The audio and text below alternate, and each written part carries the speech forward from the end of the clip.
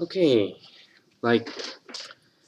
Selamat pagi saya ucapkan kepada, semua segenap partisipan, di dalam kelas ini, yaitu kelas, Ilmu Pengetahuan dan Alkitab yang diselenggarakan oleh Grace International Theological Seminary. Saya adalah Dr. Stephen Einstein Liao. Saya adalah dosen dari, pelajaran ini, gitu ya. Dan, berhubung karena situasi Covid dan lain sebagainya, maka mayoritas kelas di dalam Grace International Theological Seminary sudah berpindah ke kelas online. Khusus untuk kelas Alkitab Ilmu Pengetahuan, kita bersifat kombinasi. Ya, jadi nanti kadang-kadang kita ada ketemu tapi dengan protokol kesehatan untuk kuis. Tetapi untuk beberapa kuliah ya kita akan lakukan saya rekam seperti yang kita lakukan pada saat ini. Oke, dan ini sudah presentasi yang kedua yang akan saya sampaikan di dalam video ini. Dan di video yang kedua ini kita sedang membahas tentang yang namanya energi. Jadi kita sudah berkata bahwa Alkitab sama sekali tidak bertentangan dengan ilmu pengetahuan yang sejati. Bahkan kita bisa berkata bahwa kalau misalnya ilmu pengetahuan itu sejati, ilmu pengetahuan yang benar, pasti akan mendukung apa yang dikatakan oleh Alkitab. Dan kita ingin melihat bagaimana prinsip ini diterapkan ke dalam yang namanya energi. Oke, sebelum kita masuk lebih lanjut lagi, saya akan ajak kita untuk berdoa terlebih dahulu. Mari kita bersatu dalam doa. Bapa di surga, kami mengucap syukur untuk kasih setiamu.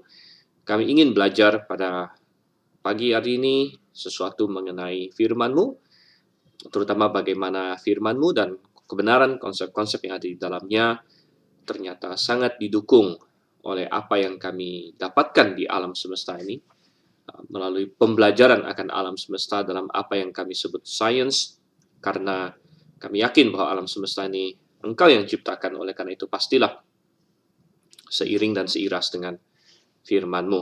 Bantu kami Tuhan untuk bisa memahaminya. Kami berdoa dalam nama Yesus Kristus. Amin.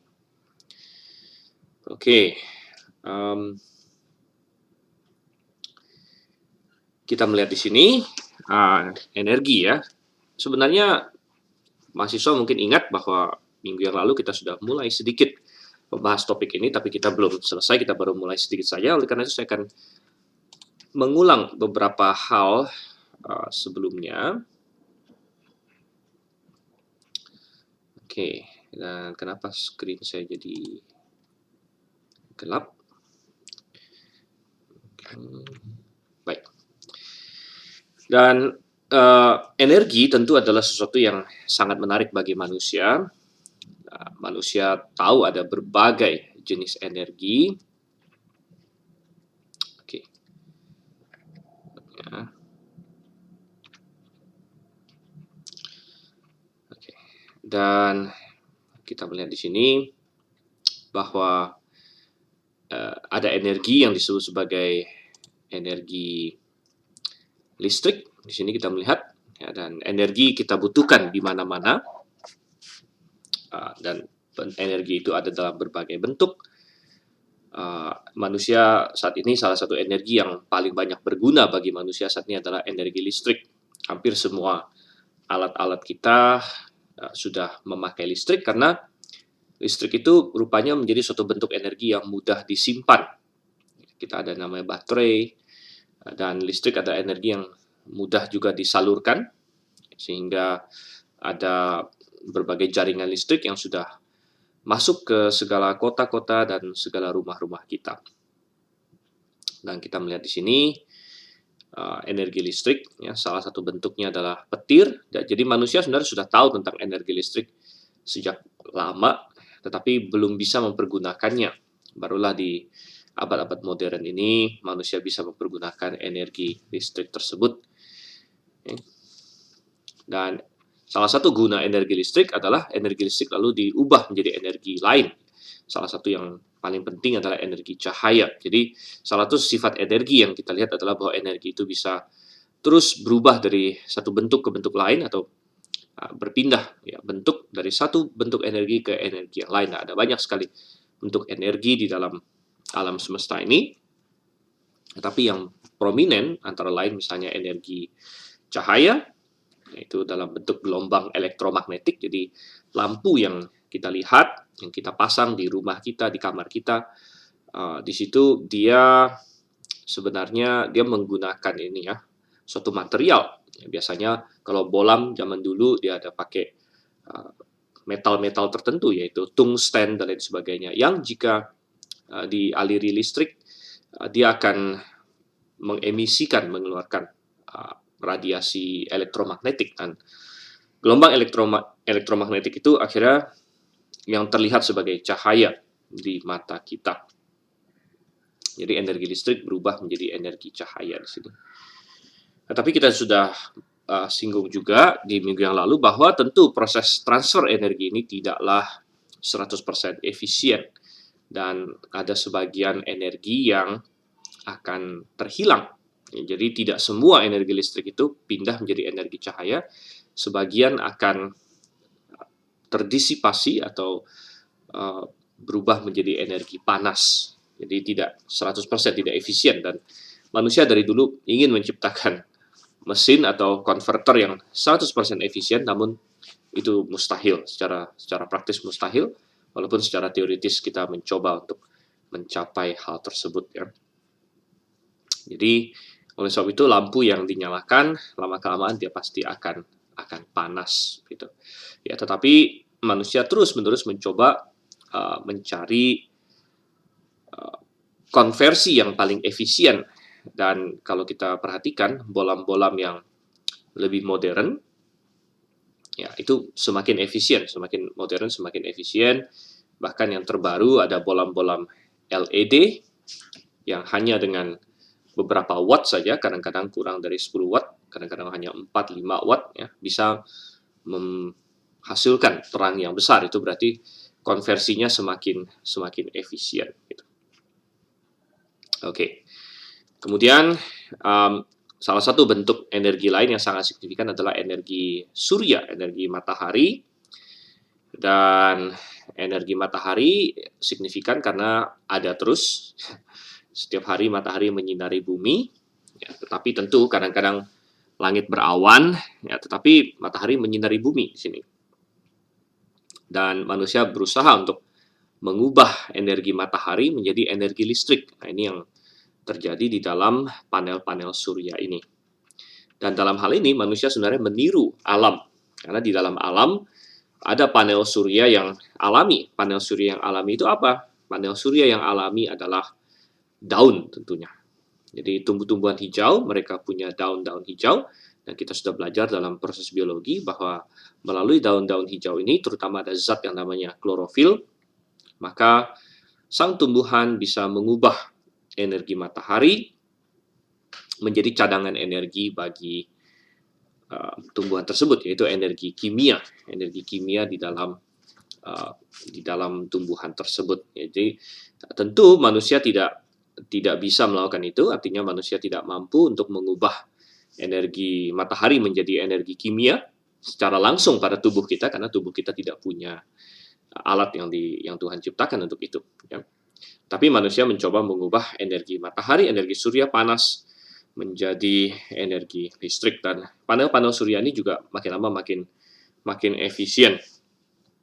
Dan di gambar ini di belakangnya ada yang kita sebut sebagai wind power atau wind turbines. Jadi ini mencoba untuk mendapatkan energi angin. Jadi angin yang bertiup menggerakkan kincir-kincir itu, dan kincir-kincir itu mungkin akan menggerakkan dinamo yang ada di dalamnya, dan melalui medan elektromagnetik. Jadi kombinasi antara magnet dengan listrik ya. Jadi listrik dengan magnet itu sangat dekat sekali, sehingga dengan berputarnya kincir dan berputarnya dinamo akan menghasilkan energi listrik gitu.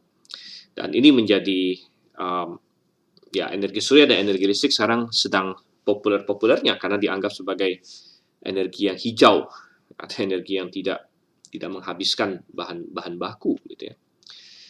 Tetapi sebenarnya kita harus balance saja sebenarnya sih ya. Energi yang dihasilkan oleh bahan baku juga bukan berarti selalu buruk ya, walaupun kalau berlebihan ya mungkin ada efek sampingnya gitu.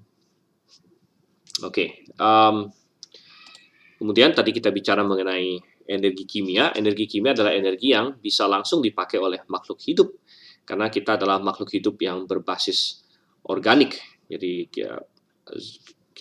tubuh kita terdiri dari zat-zat organik berbasiskan karbon dan tubuh kita memerlukan energi kimia.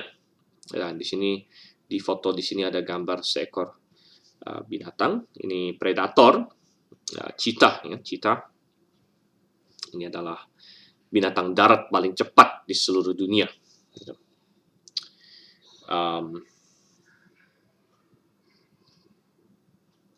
Oke, dan kita melihat di sini binatang yang paling cepat ini dia sedang makan di sini, sedang makan seekor rusa.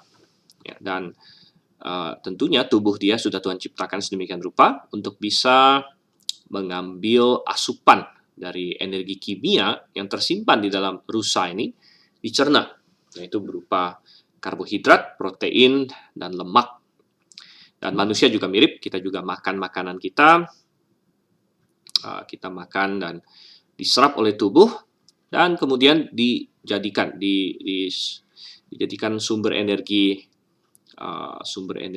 organik gitu ya. Di dalam biologi kita belajar bahwa sumber energi untuk otot manusia terutama adalah yang disebut sebagai ATP, ya, adenosin trifosfat.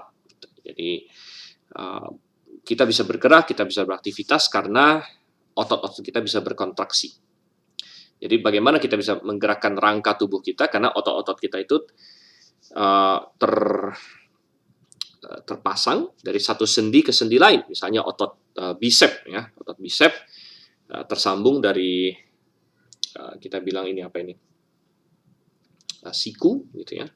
Dari siku sampai ke pundak gitu. Dan ketika otot ini berkontraksi, maka tangan ini bergerak. Dan dengan berbagai kombinasi pergerakan otot, maka kita bisa melakukan berbagai tugas dan berbagai fungsi. Gitu. Jadi itu energi. Jadi semua di dunia ini sangat perlu energi dan dunia atau alam semesta kita bahkan tidak akan bisa memiliki pergerakan apa-apa dan tidak bisa ada peristiwa apa-apa dan aktivitas apa-apa kalau tidak ada energi.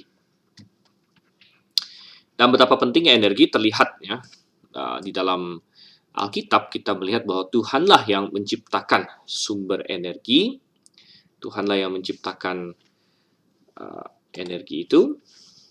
Itu bisa kita lihat di dalam Kejadian pasal 1. Energi pertama diciptakan oleh Tuhan, yaitu ketika Tuhan berfirman di hari pertama, jadilah terang. Let there be light dalam bahasa Ibrani-nya, or itu adalah terang dalam bahasa Ibrani. Dan hari ini kita tahu terang adalah suatu gelombang elektromagnetik.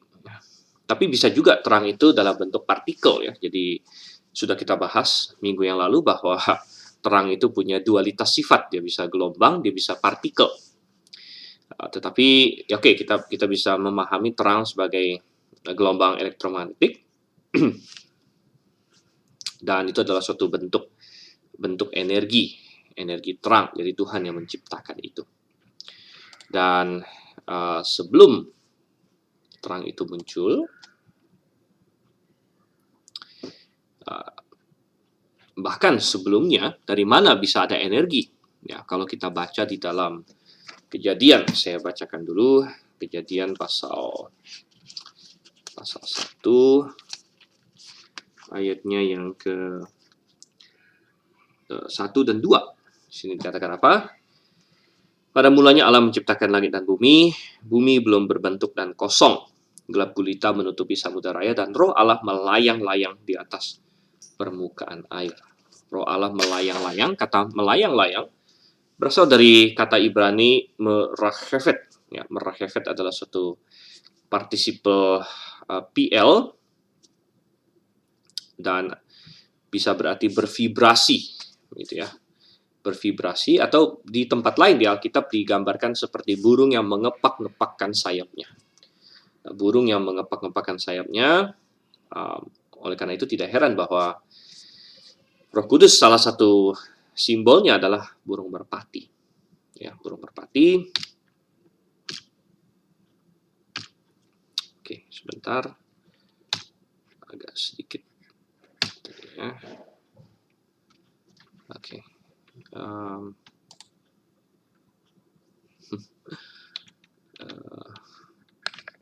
Oke. Ada salah satu ini yang hilang. Oke. Saya berikan dulu.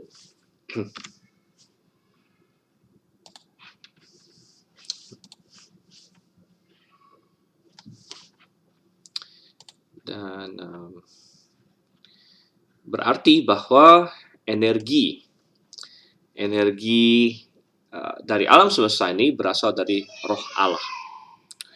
Roh Allah, dan memang Alkitab mengatakan bahwa Roh Allah lah yang penuh dengan kuasa, Jadi dengan pergerakan Roh Tuhan yang melayang-layang di situ, merefet, bervibrasi, dia menggerakkan alam semesta ini. Bahkan ada suatu teori yang belakangan muncul, yaitu string theory. Ya. Mungkin ada pernah dengar. String theory adalah teori bahwa semua manifestasi di muka bumi ini atau di alam semesta ini itu bisa dijelaskan berdasarkan vibrasi. Ya. Jadi vibrasi dari partikel dasar. Ketika partikel dasarnya bervibrasi dengan cara tertentu, dia akan bermanifestasi sebagai elemen tertentu atau dalam bentuk tertentu. Gitu.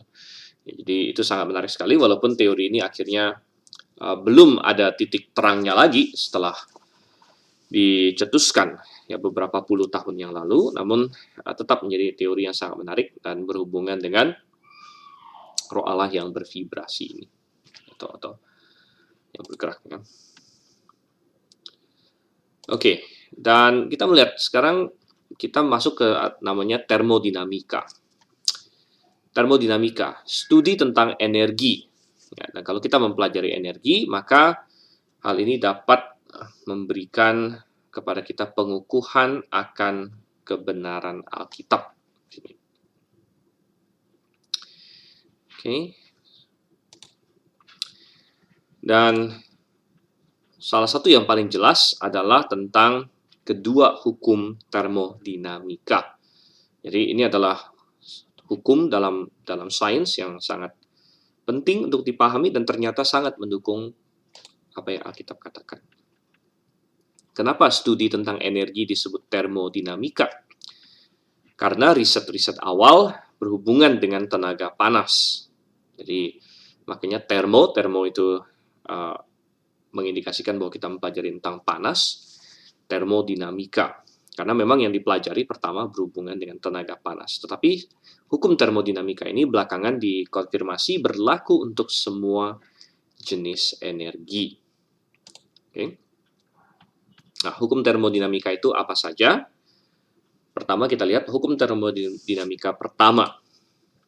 Oke. Supaya tidak dituduh bahwa kita sengaja membuat suatu hukum yang membantu Alkitab, kita akan mengutip seorang ateis, ya, seorang ateis namanya Isaac Asimov. Isaac Asimov adalah seorang ateis, seorang ilmuwan, walaupun mungkin dia lebih dikenal sebagai seorang penulis science fiction.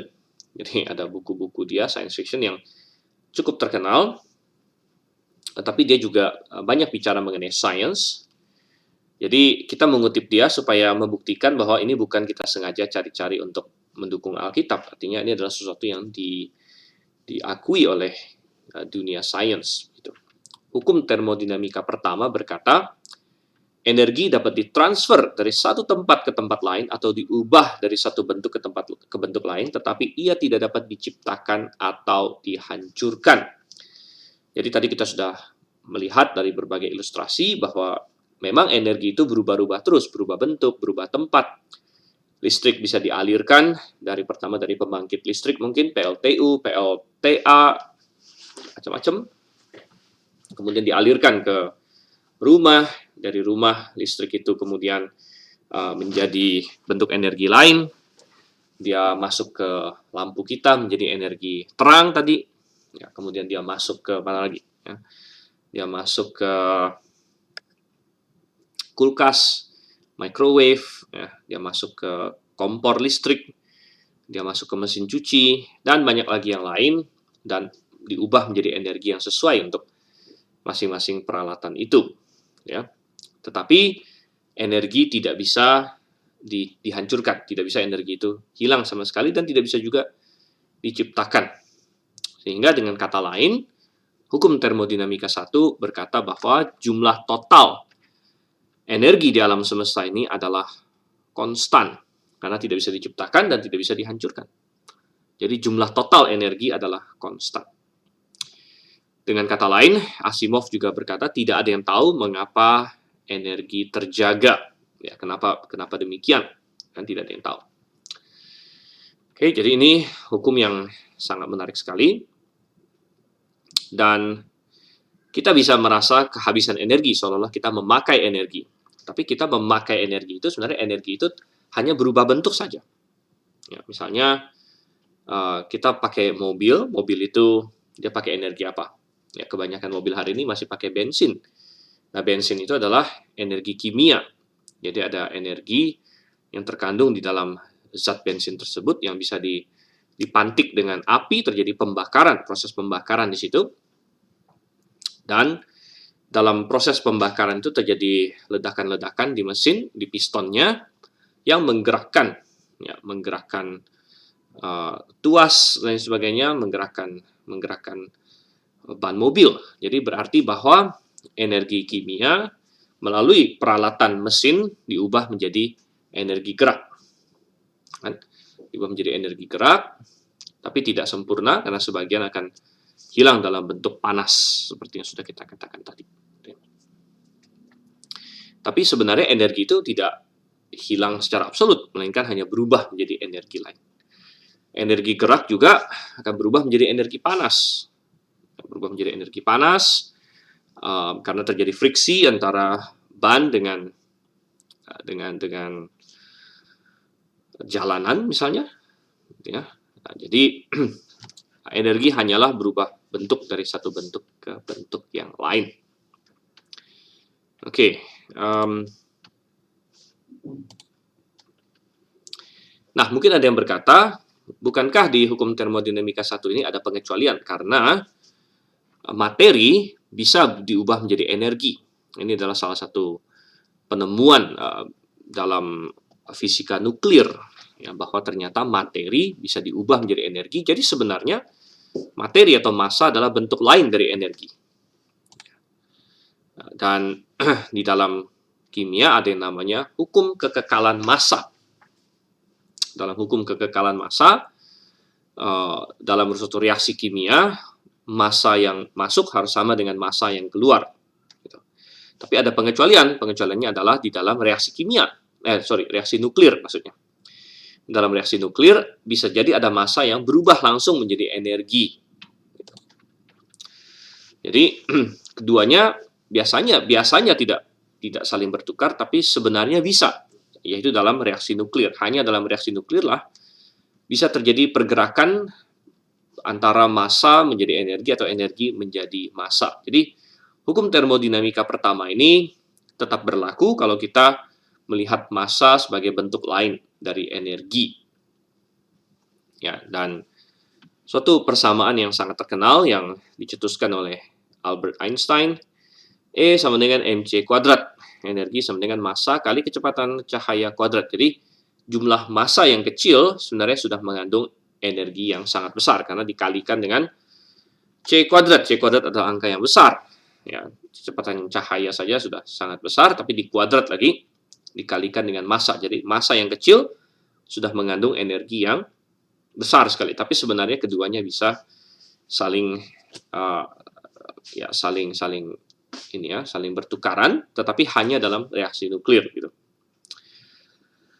Um, jadi hukum termodinamika 1 bisa kita sedikit perbaiki dengan berkata total jumlah energi dan massa dalam alam semesta adalah konstan. Jadi energi plus massa. Dengan anggapan bahwa kadang-kadang dalam reaksi tertentu energi bisa berubah menjadi massa atau massa bisa berubah menjadi energi. Ya, jadi reaksi nuklir bukanlah pengecualian sejati terhadap termodinamika 1, tapi memahami hukum termodinamika pertama ini dengan lebih baik lagi dengan memasukkan yang namanya reaksi nuklir di situ. Oke, jadi ini sedikit ilustrasi mengenai hukum pertama termodinamika. Ada energi sebelum, energi sesudah terjadi suatu transformasi, apakah dari listrik menjadi yang lain, dari energi kimia menjadi yang lain, dari energi surya menjadi yang lain. Tapi energi sebelum dengan sesudah pasti sama, ya pasti sama. Dan ini adalah hukum pertama termodinamika. Oke, ini ilustrasi lagi, dan siapapun yang pernah mencoba untuk diet misalnya, tentu memahami prinsip ini. Jadi kalau kita berusaha menguruskan berat badan, kita selalu tahu bahwa bagaimana kita bisa kurus, yaitu kalau energi yang masuk ya kurang dari energi yang keluar, misalnya aktivitas kita, ya, metabolisme dasar kita. Jadi ini energi yang keluar. Tapi kalau energi yang masuk lebih besar dari energi yang keluar, maka sisa energinya akan disimpan dalam tubuh dan disimpan dalam bentuk energi kimia. Energi kimia itu apa saja? Macam-macam ya. Secara kedokteran kita tahu ada namanya glikogen. Itu adalah sumber energi juga, disimpan di hati dan di otot. Tapi kemudian ada juga lemak. Jadi kalau sudah berlebihan sekali, maka energi akan disimpan dalam bentuk lemak. Dan dalam bentuk lemak akhirnya orang yang menjadi gendut gitu. Jadi tidak mungkin tidak bagi orang yang ingin menjadi kurus, dia harus mengeluarkan lebih banyak energi daripada dia memasukkan. Oke, sekarang kita melihat apa itu hukum termodinamika kedua. Hukum termodinamika kedua, kembali saya mengutip Isaac Asimov ini. Asimov menjelaskan hukum termodinamika kedua dengan kata-kata berikut. Alam semesta terus-menerus menjadi lebih tidak teratur. Dan dia kasih suatu ilustrasi, dia bilang kita harus bekerja keras untuk membereskan ruangan. Tapi jika dibiarkan sendiri, ia akan berantakan lagi dengan cepat dan mudah. Bahkan jika kita tidak masuk ke dalamnya, ia akan berdebu dan berlumut. Betapa sulitnya untuk menopang rumah dan mesin dan tubuh kita agar bekerja dengan sempurna, tapi betapa mudahnya untuk membiarkan semuanya hancur. Jadi, hukum termodinamika kedua intinya berkata bahwa selalu ada kecenderungan untuk menjadi semakin tidak teratur, semakin tidak terorganisir. Ilustrasi tentang kamar tadi, ya, bahwa untuk bisa membuat kamar yang di sebelah kiri ini, kamar yang tertib, kamar yang teratur, dibutuhkan energi, dibutuhkan usaha, dibutuhkan beres-beres dan sebagainya yang menghabiskan energi. Tetapi supaya dia berantakan, maka sangat mudah sepertinya. Dibiarkan begitu saja, dia akan berantakan. Dan ini secara makro menggambarkan apa itu hukum termodinamika kedua, dan ini terjadi bukan hanya dalam level ruangan atau dalam ilustrasi ruangan, tapi terjadi dalam segala aspek kehidupan sebenarnya. Kita bisa melihat ya tubuh seseorang, nggak usah jauh-jauh, tubuh manusia untuk bisa seorang atlet misalnya menjadi seorang atlet yang hebat dengan sangat terlatih, dia harus latihan begitu keras, begitu disiplin. Ya, tapi supaya hilang semua itu, dia hanya perlu ya diem-diem saja. Misalnya dia nggak latihan lagi, dia sekedar makan dan minum, ya lama-lama ya semua yang dia pelajari itu akan semakin menurun gitu ya. Dan itu bisa kita terapkan dalam segala jenis situasi.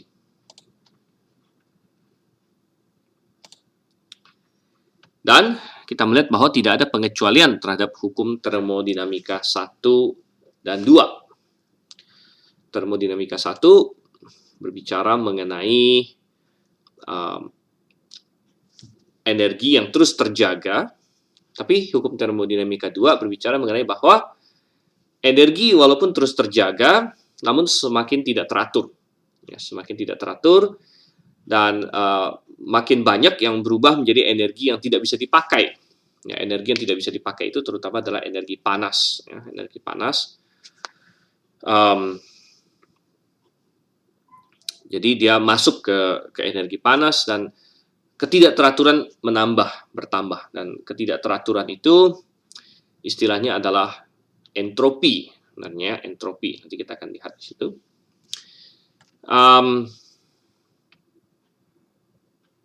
Kita melihat di sini ada aplikasi terhadap kedua hukum ini, ya, aplikasi terhadap alam semesta secara keseluruhan, maka kita mau diterapkan tanpa pengecualian.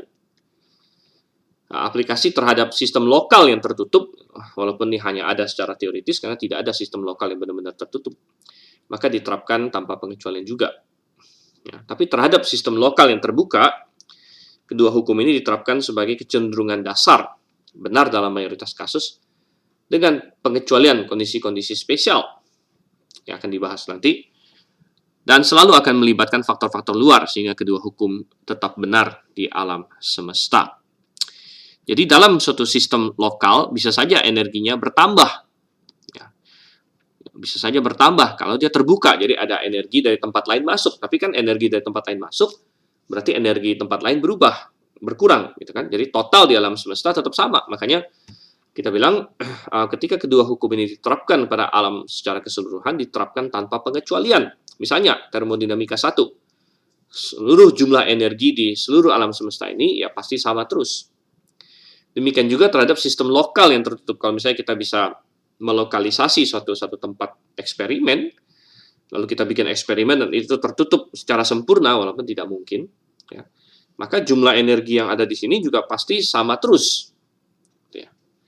Tapi terhadap sistem lokal yang terbuka, ya, maka diterapkan sebagai kecenderungan dasar benar dalam mayoritas kasus. Bisa saja ada intervensi dari luar, kita bilang ya, ada sumber energi lain dari luar yang masuk, maka nggak masalah, tapi dia di sini bertambah, di tempat lain berkurang, sebenarnya, tempat lain berkurang. Demikian juga hukum termodinamika kedua. Jadi kecenderungan seluruh alam semesta adalah semakin tidak teratur,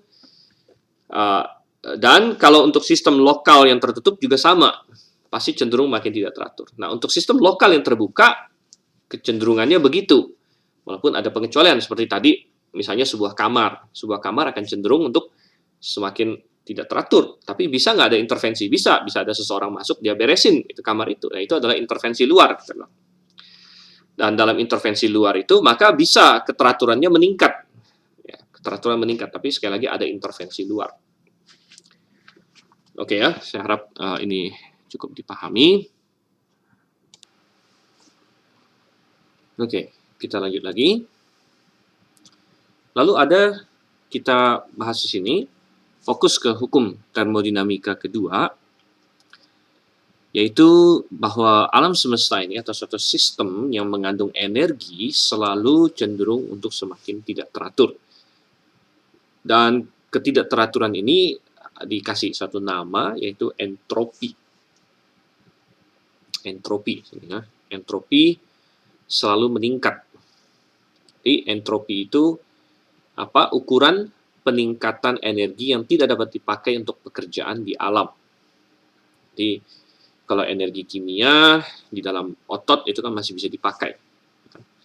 Tapi ketika kita memakainya, misalnya kita lari, ya, maka energi kimia itu kan diubah untuk merangsang atau untuk mengkontraksikan otot-otot kita.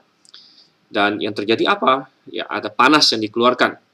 Nah, panas yang dikeluarkan itu masih energi, jadi jumlah total energi masih sama. Hukum termodinamika 1 kan berlaku, jumlah energi sama. Tapi energi panas yang dikeluarkan itu tidak bisa dipakai lagi gitu. Tidak bisa dipakai lagi, tidak bisa ya mungkin ada orang mau mendesain sesuatu untuk memakainya lagi, tapi itu pun ada batasnya. Ada batasnya. Nanti sampai ujung-ujungnya dia tidak bisa dipakai lagi walaupun energinya masih ada. Jadi kita bisa bilang juga ukuran peningkatan ketidakberaturan dan keacakan. Dan ternyata itu terus bertambah di dalam alam semesta. Entropi terus bertambah. Jadi walaupun jumlah energi sama, tetapi energi yang bisa dipakai makin lama makin berkurang sebenarnya. Sisanya menjadi panas di latar belakang. Nah, sebenarnya kedua hukum ini juga berlaku untuk bidang ilmu hidup, informasi, sosial, dan lain sebagainya. Ya, walaupun kita tidak akan terlalu banyak berfokus di sini, artinya misalnya secara sosial, ya, ketika makin lama ya suatu masyarakat biasanya makin kacau, gitu. Kacau, ya. Kecuali kalau ada intervensi untuk mengkoreksi lagi, dan lain sebagainya. Oke, nah sekarang kita masuk kepada implikasi teologis dari hukum termodinamika. Kita melihat bagaimana hukum-hukum ini berkaitan dengan Alkitab. Karena tujuan kita adalah belajar hubungan sains dan Alkitab, atau sains atau ilmu pengetahuan dan Alkitab. Jadi sekilas seolah-olah alam semesta ini kekal. Karena tadi hukum termodinamika 1 berkata energi tidak bisa diciptakan atau tidak bisa dihancurkan. Nah, kalau ini benar, seolah-olah alam semesta itu sudah ada dari sananya, dan ini adalah salah satu posisi yang diargumentasikan oleh para ateis, kadang-kadang oleh para evolusionis, dan sebagainya, bahwa alam semesta ini kekal. Kadang-kadang mereka berkata begini, bukankah kalian, para kaum teis, percaya bahwa tidak ada yang menciptakan Tuhan? Gitu kan? Jadi Allah adalah kausa di atas segala kausa, dia adalah kausa prima. Maka mereka berargumen, boleh dong kami berargumen bahwa alam semesta ini tidak ada yang ciptakan. Karena kalian berargumen Allah tidak ada yang ciptakan, kami berargumen alam semesta tidak ada yang ciptakan. Tapi kita bilang, hukum termodinamika akan membantah hal itu, walaupun sekilas sepertinya benar. Ya. Tetapi ini dari hukum pertama, alam semesta ini kekal. Tapi hukum termodinamika kedua berkata bahwa alam semesta sedang menuju kematian statis, static death. Apa itu kematian statis? Di mana semua energi yang bisa dipakai sudah habis terpakai. Sehingga sisanya adalah energi yang tidak bisa dipakai, yaitu tinggal panas saja gitu. Jadi tidak ada lagi pergerakan karena alam semesta kita sedang menuju, karena entropi terus meningkat, gitu kan? Entropi terus meningkat, alam semesta kita menuju kepada suatu ketika entropi sudah maksimum dan energi yang tidak bisa dipakai maksimum dan energi yang bisa dipakai sudah habis. Maka akan muncul yang kita sebut static death, di mana alam semesta sudah bagaikan ya udah diam begitu saja, diam, statik gitu, karena tidak ada energi lagi yang bisa dipakai, tinggal panas saja, semuanya tinggal panas, ada di mana-mana panas. Oke, nah kita bilang justru dua kesimpulan ini bertentangan. Apakah alam semesta ini kekal ataukah alam semesta ini menuju kematian statis? Keduanya bertentangan karena tidak mungkin alam semesta ini sudah berjalan sepanjang kekekalan. Karena kalau alam semesta kita ini sudah berjalan sepanjang kekekalan, maka pastinya sudah mati. Kalau demikian, sudah menuju kematian statis ini. Karena alam semesta menuju kematian statis. Jadi kalau memang alam semesta kita ini bersifat kekal atau sudah dari kekekalan adanya, kita sudah sampai kepada kematian statis ini. Jadi tidak mungkin alam semesta bersifat kekal. Kita bilang artinya alam semesta pasti memiliki permulaan, tidak mungkin sudah ada dari sananya pokoknya gitu. Tidak mungkin. Pasti memiliki permulaan dah. Para permulaan, dengan adanya permulaan ini baru dia pelan-pelan entropi makin meningkat, pelan-pelan energi makin yang bisa dipakai makin berkurang, ya, ketidakberaturan makin meningkat. Suatu hari nanti baru sampai kepada static death. Sekali lagi, jadi alam semesta kita ini tidak mungkin bersifat kekal. Jadi sebenarnya yang bisa kita simpulkan adalah hukum pertama menyatakan alam semesta tidak mungkin menciptakan dirinya sendiri. Karena ingat tadi, di dalam sistem yang tertutup, dan alam semesta bisa kita anggap sistem yang tertutup. Kalau alam semesta itu kita anggap seluruhnya, kita lihat secara keseluruhan, maka itu tertutup. Maka dia energi tidak bisa diciptakan atau tidak bisa dihancurkan.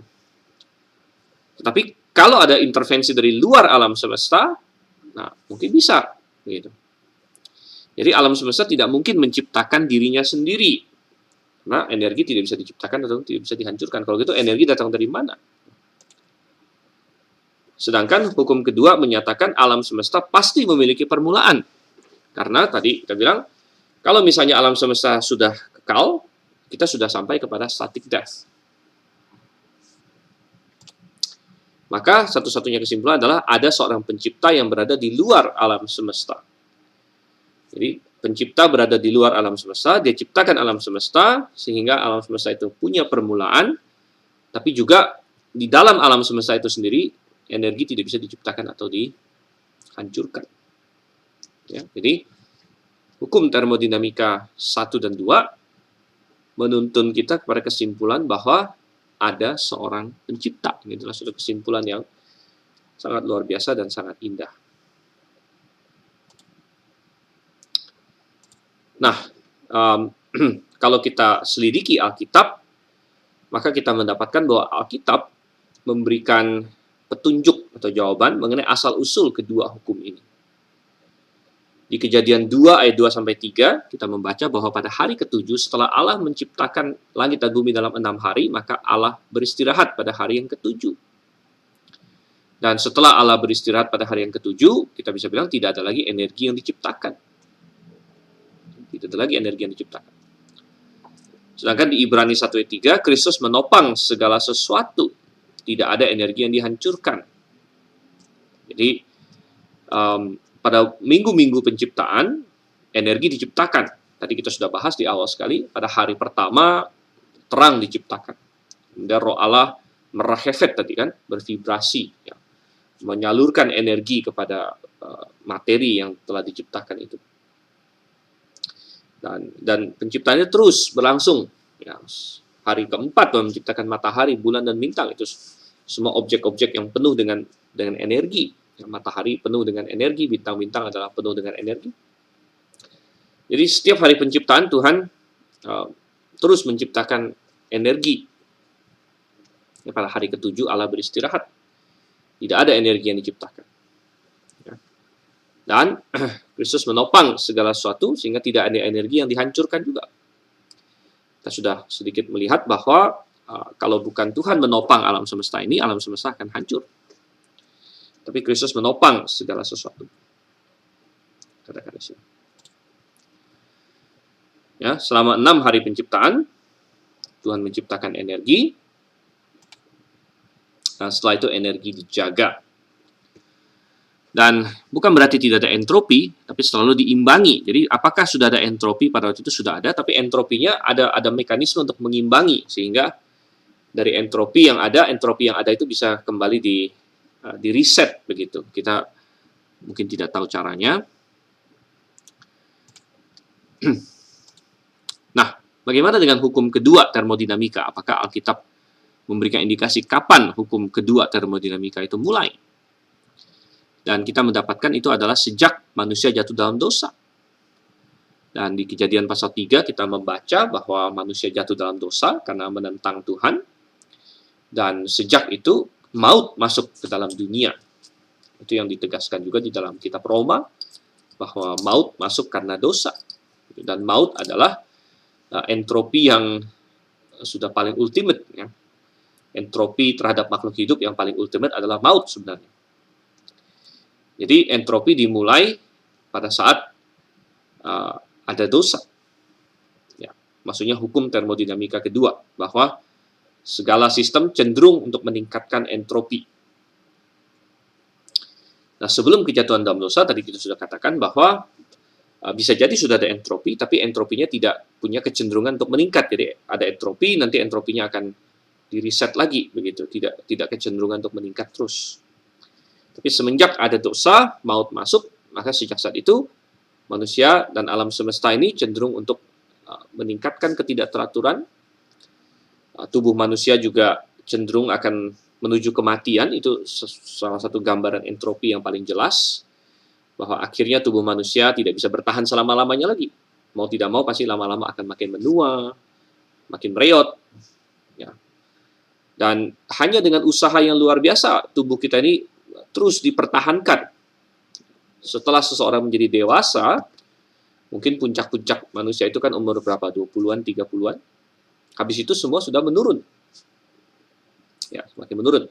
Dan kita bisa dengan usaha yang besar mencoba menghentikan penurunan itu. Apakah dengan olahraga, dengan intervensi medis, ya, dengan berbagai, pokoknya usaha keras supaya tubuh ini tetap fit. Gitu. Namun, akhir-akhirnya, ujung-ujungnya, tubuh itu akan hilang juga. Akan hilang, ya. Akan mati. Itu adalah entropi. Gitu. Jadi,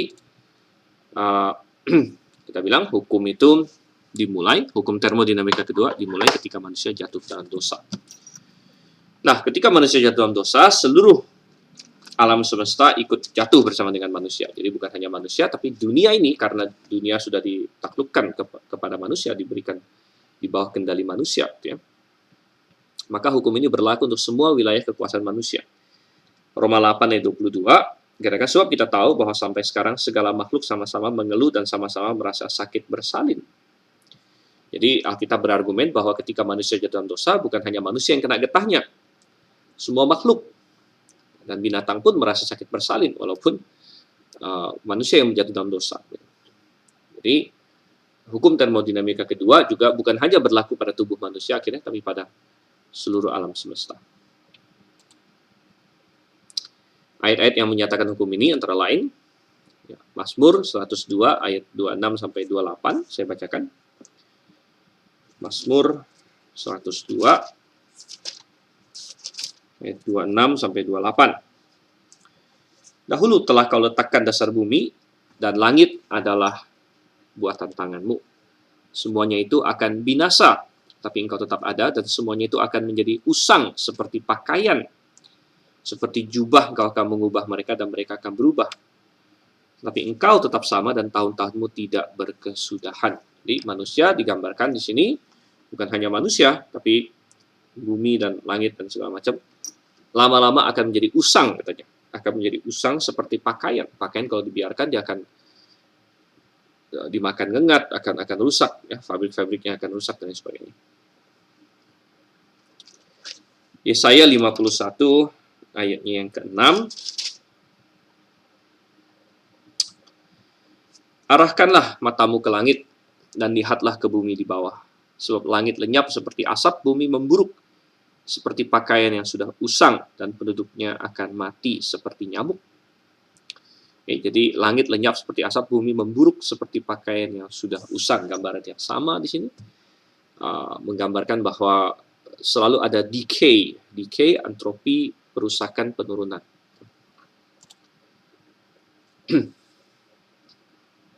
Dan tentu kita melihatnya sendiri dalam kematian yang tadi sudah saya katakan. Kematian adalah bentuk entropi yang paling ultimate. Dan kalau kita memahami entropi ini, sebenarnya kita melihat bahwa itu melawan teori evolusi. Jadi hukum kedua termodinamika bertentangan dengan evolusi. Karena entropi menyatakan bahwa alam semesta mengarah ke bawah, makin lama makin usang, makin lama makin kacau, makin tidak teratur sebenarnya. Sedangkan evolusi menyatakan bahwa alam semesta mengarah ke atas. Jadi makin lama makin kompleks. Evolusi mengajarkan bahwa makhluk hidup makin lama makin kompleks. Tadinya bersel satu, kemudian makin lama makin kompleks, makin hebat, ya, sampai kepada manusia bahkan. Tapi itu bertentangan dengan hukum entropi atau hukum termodinamika kedua yang mengatakan alam semesta sedang menjadi semakin usang. Dan ya, hukum termodinamika ini disebut hukum karena sudah diobservasi dan telah dibuktikan berulang kali, makanya namanya hukum, law. Kalau dalam sains kita bilang ada law, ada hukum sains itu sudah kuat. Ya. Biasanya sudah diobservasi banyak kali. Sedangkan evolusi disebut teori. Ya, teori ya sebenarnya bahkan hipotesis karena belum ada pembuktiannya sebenarnya. Tapi mereka sebut itu teori, oke lah. Ya. Mereka sebut itu teori dan ya sebenarnya sih baru hipotesis sebenarnya. Ya, karena tidak ada pembuktiannya. Mana dibuktikan bahwa misalnya dari satu jenis binatang dari kucing bisa berubah menjadi jenis binatang yang lain, misalnya anjing. Tidak ada pembuktian itu. Oke, ya evolusi tidak pernah diobservasi atau dibuktikan. Nah, mungkin ya nanti kita akan bahas evolusi jauh lebih panjang lebar di bagian lain tentunya karena bukan dalam kuliah yang satu ini kita belajar tentang evolusi. Nah, evolusi akan berargumen, dari mereka berargumen, oh ada misalnya ya misalnya anjing berevolusi katanya dulu dari anjing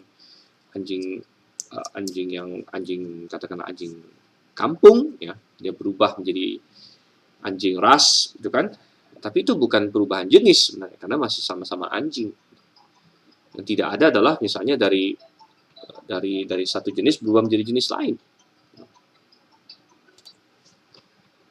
Oke, jadi kembali kita melihat di sini penekanannya bahwa kalau kita menerima hukum termodinamika kedua yang sudah sangat dibuktikan, maka kita harus menolak evolusi sebenarnya. Ya.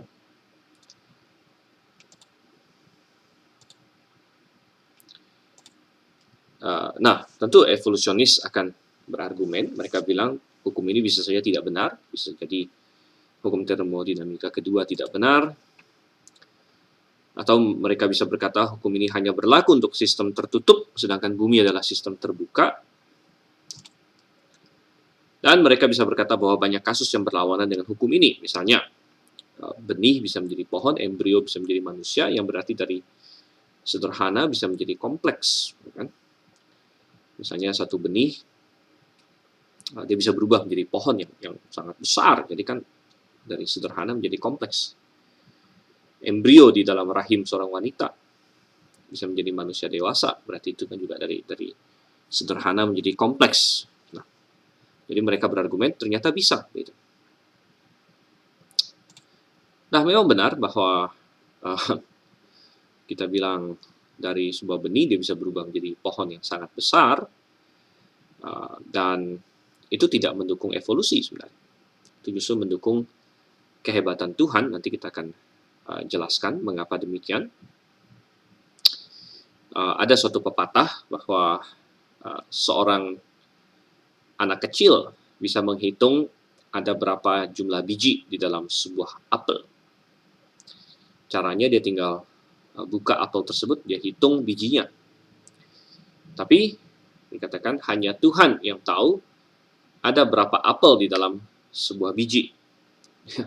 Jadi hanya Tuhan yang tahu ada berapa apel di dalam sebuah biji. Jadi kalau biji ini ditanam, dia bakal jadi pohon, bakal ada berapa apel yang muncul darinya dan lain sebagainya. Itu hanya Tuhan yang tahu. Ya, menghitung biji dalam apel gampang, menghitung apel dalam biji, nah ini nggak ada yang tahu. Gitu. Tapi kita bilang contoh yang diberikan tadi bahwa ada benih bisa menjadi pohon dan lain sebagainya itu tidak bertentangan dengan hukum termodinamika kedua. Dan kita menjawab hanya karena ada energi yang masuk yaitu sistem terbuka tidak langsung berarti bisa teratur. Gitu.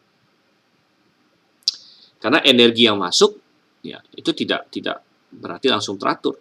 Misalnya sebuah bom itu kan energi. Bom berisikan energi yang sangat besar, entah bom konvensional, bom nuklir. Tapi kalau kita lempar granat misalnya ke suatu tempat, saya yakin tempat itu tidak menjadi semakin teratur, tempat itu makin menjadi kacau, gitu, karena bomnya meledak. Walaupun ada banyak energi, tapi tidak langsung teratur. Dan ada 4 syarat agar keteraturan bisa meningkat, yaitu satu, sistemnya harus terbuka, artinya harus ada intervensi dari luar. bisa diintervensi. Ada energi luar yang masuk. Ada program untuk mengatur energi yang masuk itu. Dan ada mekanisme untuk mengubah energi yang masuk menjadi keteraturan. Gitu ya. Jadi, sebagai contoh, tadi kita ambil suatu kamar. Ya, sebuah kamar, kita bilang, kalau sebuah kamar kita kunci rapat-rapat, kita biarkan, akan kita buka lagi, bukan masih bagus, gitu. Dan bukan masih sangat teratur, ya, tapi sudah makin buruk sebenarnya. Tapi dia bisa makin teratur kalau bisa dimasuki orang, sistemnya terbuka. Ada energi luar yang masuk, ada program untuk mengatur energi yang masuk itu, ada mekanisme untuk mengubah energi yang masuk menjadi keteraturan. Jadi misalnya ada seseorang yang masuk, dia merapikan kamar itu. Dan ketika dia merapikan kamar itu, maka dia mengubah energi kimia dalam tubuhnya, dia beres-beres. Dan ada program ya untuk mengatur energi yang masuk itu adalah otak dia. Jadi ada intelijensi untuk mengatur energi yang masuk itu, mekanisme untuk mengubahnya menjadi keteraturan, intelijensi di sini. Kalau kita hanya mengandalkan ada energi yang masuk saja, ya, itu tidak berarti pasti langsung teratur. Tadi kita sudah kasih contoh misalnya bom itu energi, ya. Tapi ada contoh lain, misalnya memasukkan banteng ke toko keramik. Banteng itu kan sangat berenergi. Masukkan aja ke toko keramik, apakah bisa tambah teratur atau tidak? Tidak, maka akan hancur lebur, ya. Tapi kalau Anda masukkan seorang penjaga toko, dia atur-atur, dia rapi-rapikan, ya ada intelijensi di situ. Jadi supaya bisa terjadi peningkatan keteraturan harus ada desain, harus ada intelijensi. Makanya kita bilang dari benih bisa menjadi pohon itu karena ada intelijensi. Ada intelijensi yang mengaturnya. Ada janin, embrio bisa berubah menjadi bayi yang cukup bulan, kemudian bayi itu bertumbuh menjadi manusia dewasa karena ada intelijensinya. Ada programnya, DNA dan lain sebagainya, itu semua program-programnya. Oke, dan berarti memang benar hukum termodinamika kedua ini menggagalkan teori evolusi, dan orang-orang evolusionis menyadari permasalahan yang ditimbulkan oleh hukum kedua ini.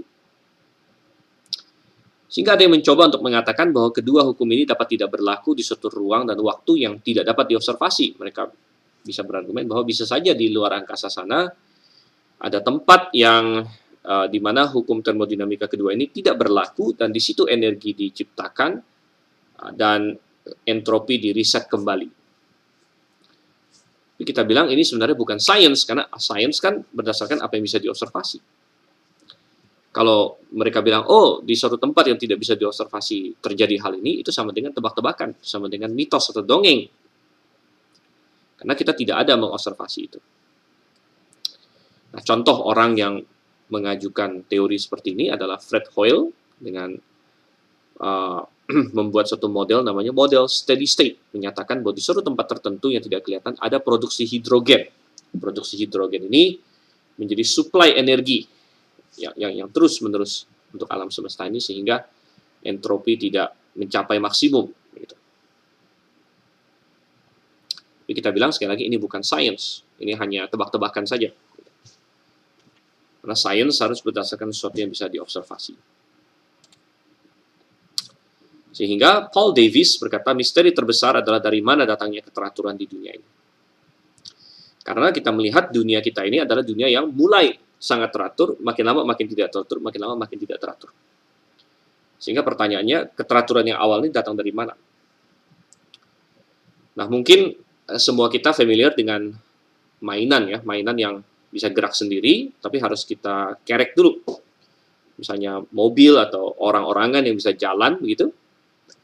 Dan itu kan menggunakan mekanisme di dalamnya, Anda kerek, ya ada semacam per. Lalu Anda lepas dia jalan sendiri.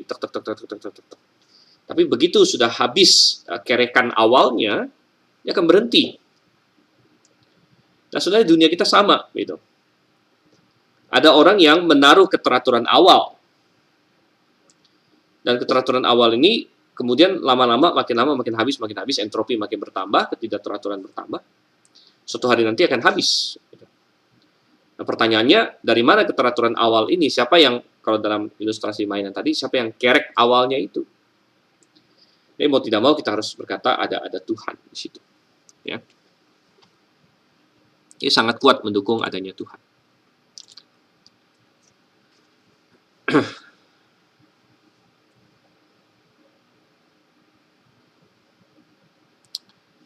Dan evolusionis juga lupa bahwa ia tidak menyatakan bahwa evolusi hanya terjadi di bumi, tapi di seluruh alam semesta. Yang jelas melanggar hukum kedua termodinamika. Ini tadi menjawab yang argumen yang ini tadi. Ini dia, ya. Ini dan juga ini. Sebentar. Ya, saya tambahkan ini ya, mana dia bilang bahwa hukum ini bisa saja tidak benar. Ya, ini argumen dari kaum evolusionis bahwa hukum ini bisa saja tidak benar dan sebagainya. Oke, tadi sudah kita sampai ke sini.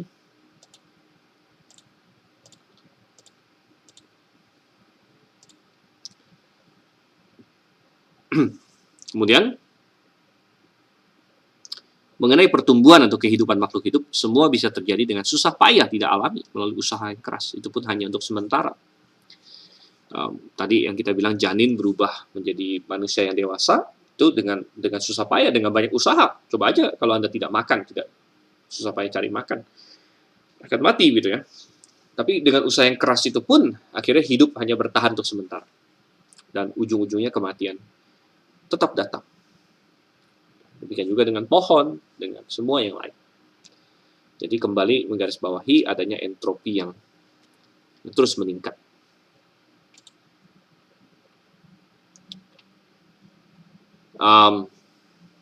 Ya, dan kita sudah melihat bahwa energi fisik semakin lama semakin menumpukan entropi.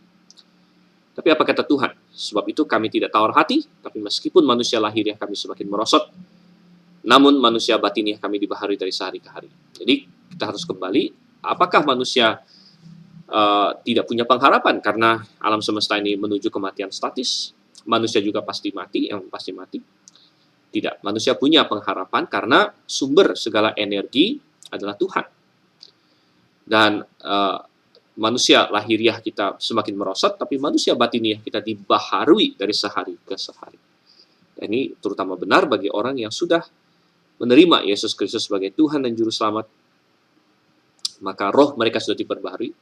Dan Roh Kudus, saya ingat Roh Kudus ini adalah roh yang awal sekali di Kejadian 1 ayat 2, mengenergisasi seluruh alam semesta. Dia ada di dalam hati kita untuk membaharui kita dari sehari ke sehari. Betapa indah. Oke, dan Zakaria 4:6, inilah firman Tuhan pada Zerubabel, bunyinya, bukan dengan keperkasaan dan bukan dengan kekuatan, melainkan dengan rohku, firman Tuhan semesta alam. Jadi kembali, kuncinya adalah roh Tuhan. Dan di Efesus 1 ayat 19, what is the exceeding greatness of his power to usward who believe according to the working of his mighty power. Ini ayat yang penuh dengan kuasa di sini ya, exceeding greatness of his power, working of his mighty power. Oke. Baik, dengan demikian selesailah pembahasan kita pada hari ini, dan kiranya bisa dipahami. Dan untuk para peserta kelas, nanti kita akan bisa ada sesi tanya jawab, dan juga akan ada kuis untuk ini dalam pertemuan selanjutnya mungkin ya, nanti akan diumumkan. Oke, kita bersatu dalam doa. Terima kasih Tuhan, kiranya Engkau yang memimpin supaya kami semakin paham hubungan sains, yaitu kebenaran di dunia yang Kau ciptakan, dengan Alkitab, yaitu kebenaran yang tertulis yang Kau catatkan. Terima kasih, kami berdoa dalam nama Yesus Kristus. Amin. Ya, sampai berjumpa. Maranatha.